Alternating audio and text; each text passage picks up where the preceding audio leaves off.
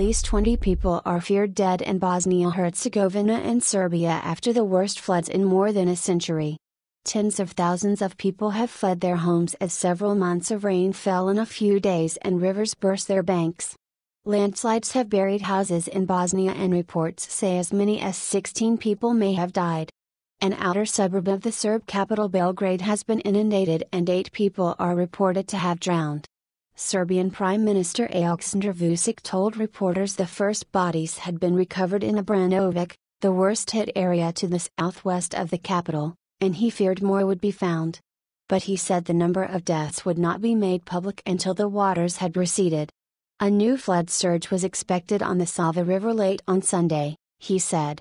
In some areas, floodwaters reached the second floor of people's homes.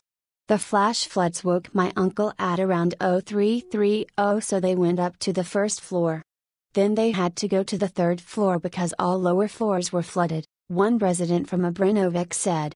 Rescue workers have been working to bring thousands of stranded residents to safety, and officials have also ordered the evacuation of another town, Barrack, closer to Belgrade.